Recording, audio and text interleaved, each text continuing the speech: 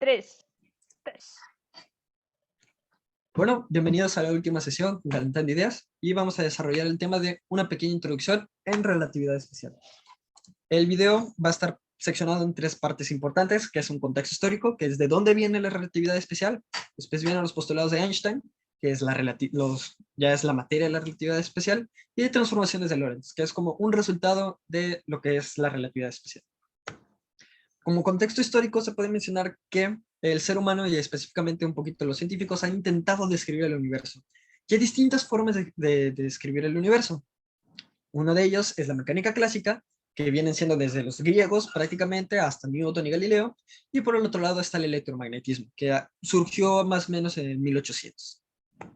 Con la mecánica clásica, a través de una reformulación de estar los resultados experimentales y pasarlos a un formalismo matemático, se llegó a la conclusión que el tiempo y el espacio dependen del marco de referencia. Es decir, tus mediciones de posición, de distancia, de tiempo, dependen de cómo los estés midiendo.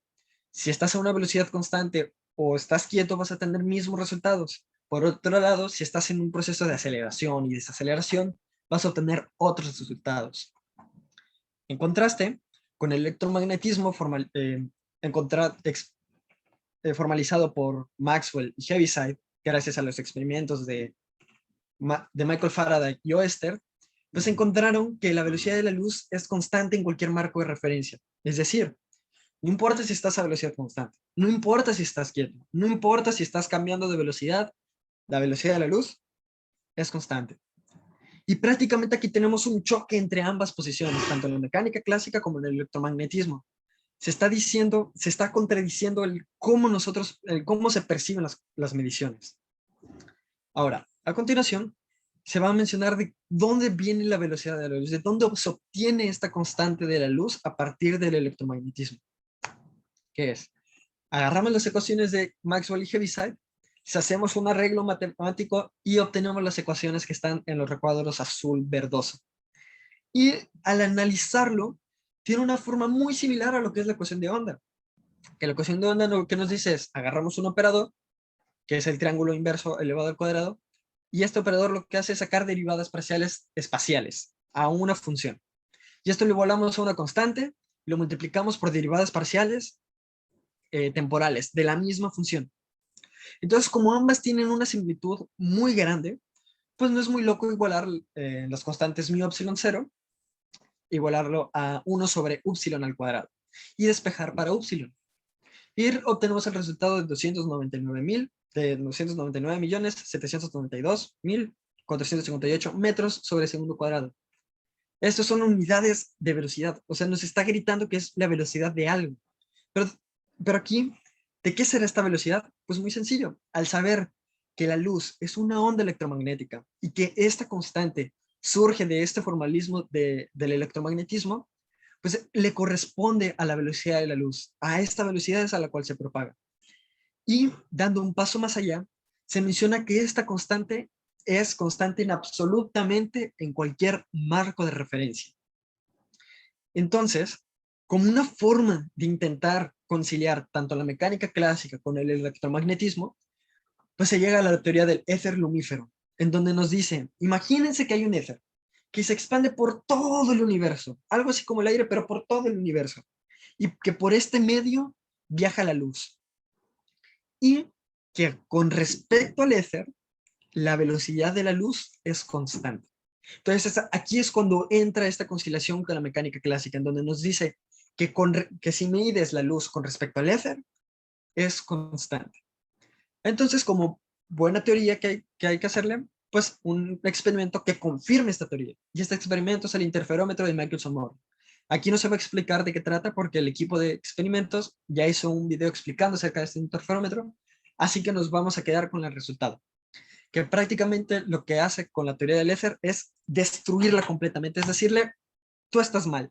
Y regresamos al problema de los marcos de referencia inercial y no inercial, que reiterando un poco, en el marco de referencia inercial es, si estás esperando en la estación de tren, ya haces experimentos y registras los resultados de esos experimentos y después repites estos experimentos dentro del tren y el tren va a velocidad constante, vas a tener los mismos resultados. Va a ser indistinguible.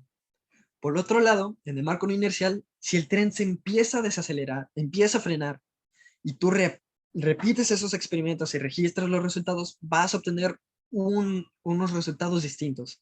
Y aquí es cuando se tienen esta consideración de la mecánica clásica. Entonces, como segundo intento de reconciliar tanto la mecánica clásica con el electromagnetismo, tenemos la relatividad especial postulado por Einstein. Como ya decíamos con los marcos de referencia no inercial, de aquí salen que primero las leyes de la física son invariantes para toda referencia inercial. Es decir, ya conocemos, por ejemplo, las leyes de Newton, todas van a aplicar de la misma manera, no importa el tipo de cuerpo que se esté moviendo en un marco de referencia inercial. Y también se encontró una constante para la velocidad de la luz y que esta velocidad de la luz iba a ser la misma para toda referencia inercial. No importa tampoco el tipo de cuerpo que esté midiendo esto, en una referencia inercial la velocidad de la luz va a ser la misma, es decir, 3 por 10 a la 8 metros sobre segundo. Con esto se puede comprobar un ejercicio mental. Digamos que hay dos Doofenshmirtz. Tenemos uno que está sobre un carrito que va a 80 kilómetros por hora y tenemos otro que está estático. El de abajo es el que está estático, el de arriba es el que está en el carrito. Ahora, ¿cómo funcionan aquí los marcos de referencia? Tenemos dos marcos de referencia. El primero está estático y el segundo está sobre el carro. Los dos están disparando pelotas que van a 100 kilómetros por hora. Y entonces, ¿qué pasa? En el marco de referencia del que está estático, él va a ver que la velocidad total va a ser 180 kilómetros por hora para las pelotas, porque en la lógica galileana, que se suman estas dos velocidades y nos van a dar 180 kilómetros por hora. Y que para el Doofenshmirtz estático la velocidad de las pelotas va a seguir 100 kilómetros por hora. En cambio, si lo medimos desde el Doofenshmirtz que está en el carrito, él va a ver las pelotas igual a 100 kilómetros por hora. Pero ahora, ¿qué pasa si en lugar de estar lanzando pelotas, están lanzando rayos electromagnéticos, están con lucecitas, ¿no? Y entonces, ¿qué es lo que pasa? Que el que va a 80 kilómetros por hora y los rayos se mueven a velocidad de la luz, se mueven así. Pero entonces, cuando el que está estático está viendo el rayo, no puede sumar 80 más c, porque ya no puede ir más rápido de la velocidad de la luz, o sea, no se puede. Y entonces aquí se rompe con toda esta lógica galileana y dice, no, es que los dos lo están viendo a la misma velocidad, aunque uno vaya sobre un coche que va a 80 kilómetros por hora. Y por esto es que dicen los físicos, no, ¿qué está pasando? Se rompió con las transformadas galileanas que antes se tenían y entonces tienen que buscar unas nuevas transformadas, ¿no? Y entonces hacen un nuevo experimento que da lugar a las transformadas de Lorentz. En este nuevo experimento mental propuesto por Einstein, se dice lo siguiente. Tenemos dos personas. La persona morada está estática, y mientras que la persona verde está en movimiento y se está acercando hacia la persona morada. Ambas personas tienen dos objetos en las manos, y que cuando se juntan estos objetos emite luz. Y también se ponen de acuerdo para que el origen de los marcos de referencia de ambos esté en el objeto que cuando se junta emite luz. Entonces llega un punto tal que se juntan las dos placas, se emite la luz justamente en el mismo tiempo, en la misma posición, simultáneamente. Y posteriormente, pues la persona verde continúa en su camino y como la velocidad de la luz es exageradamente grande, pues va primero la velocidad de la luz, después la persona verde y la persona morada se queda en su lugar. Entonces, unos resultados de este experimento mental son los siguientes, que como sabemos que la posición es igual a la velocidad por el tiempo, entonces la posición de la persona morada se puede obtener con la velocidad de la luz por el tiempo que ha medido la persona morada. Mientras que la posición de la persona verde puede ser considerada como la velocidad de la luz por el tiempo de la persona verde. Entonces aquí se está incluyendo esta parte del marco de referencia de la mecánica clásica. Se está diciendo que depende de donde tú lo midas, vas a obtener ciertos resultados. Pero también se está considerando que la velocidad de la luz es constante. Ahora, como un intento de reconciliar las transformadas galileanas, le decimos, ok, estas transformadas también, vamos a decir que se suman algebraicamente, pero se equivocaron por un parámetro A. por un coeficiente A. No sabemos cuál es ese coeficiente, pero existe ahí.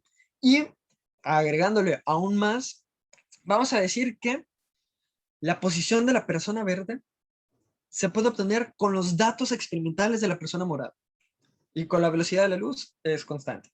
Y también que con los datos experimentales de la persona verde se puede obtener la posición de la persona morada.